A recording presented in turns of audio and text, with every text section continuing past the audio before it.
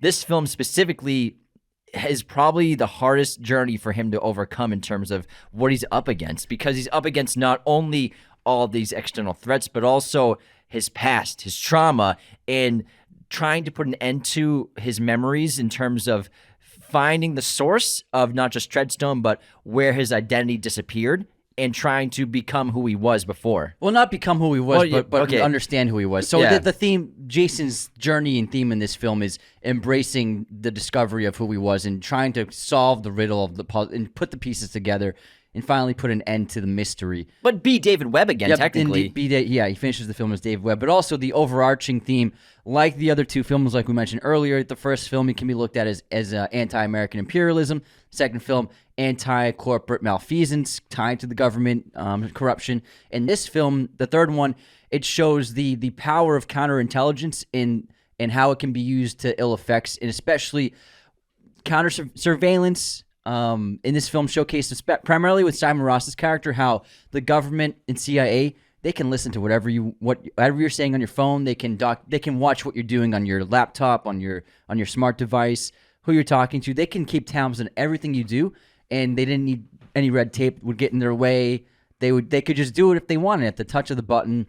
If a manager says, hey, if a director says, hey, tail them, tap all their phones, listen to all their calls. What are they looking at on their computer? Follow them. This film showcased the destructive power that has on individuals, and if a government or a government agency should even have that power. And Dark Knight showcased that really well, where Morgan Freeman's character, Lucius Fox, doesn't want to be in control of this power that Bruce Wayne developed, the technology of surveillance.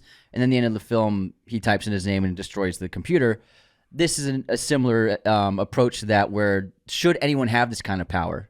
And we get great new characters coming in, and specifically Noah Vosen, who's now in charge of Blackbriar. So Treadstone from the first film, which got technically shut down by Abbott, this program's over. But let me tell you about this new hip program called Blackbriar. This isn't like other Treadstones. It's a cool Treadstone. It's a new version of Treadstone. It's just called Blackbriar, but it's expanded. Noah Vosen's in charge of it now.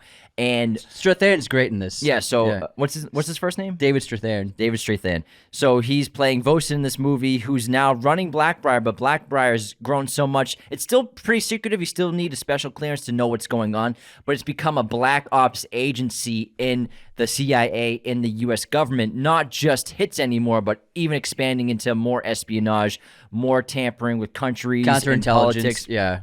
And just black bagging. And so it's just now it's just grown so much because this government now justifies having this program.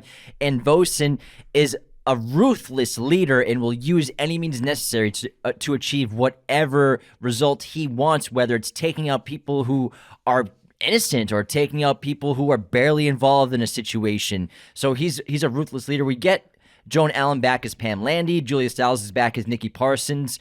And Pam Landy's got another huge role in this film, going back and forth with Noah Vosen, as well as working with him for the first half of the movie, but then working against him in the latter half. Nikki Parsons, who comes back and helps Jason Bourne eventually.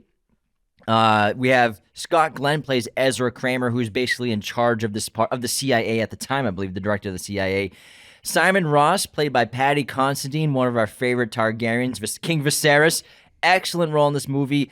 Then Albert Hirsch, played by Albert Finney, who Albert Hirsch was one of the program directors of Treadstone, and is kind of sort of like this father role to Jason Bourne in terms of where Jason Bourne was created. And also mentor. We made a mistake last episode. Daniel Bruhl is in this film as Martin Kreutz. I got that mixed up. Marie's sister. Marie's brother. It's because I watched him in a marathon, so I just mixed up that he was in this one. And we have a couple new Treadstone agents as well. The main specifically is Paz, played by Edgar Ramirez, and then Dinesh, played by Joey Ansah. Yeah, and he was, I believe, Desh. Sorry, I believe he was just a stunt actor.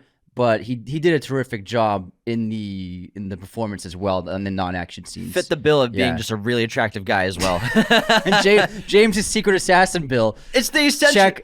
Treadstone agents are all models, except for You need to be able to allure people, I'm sure, sometimes. Well, Matt's not like, he's a good-looking guy. He's not like a model, but like Carl Urban, Edgar Ramirez. Whoa, Matt, you don't think Matt's attractive enough? He's not good enough for you? I just say he's an attractive guy, but he's not like a male model. He's not like a cover guy. Man, I didn't know. Man, Matt Damon hate over here. I love Matt Damon.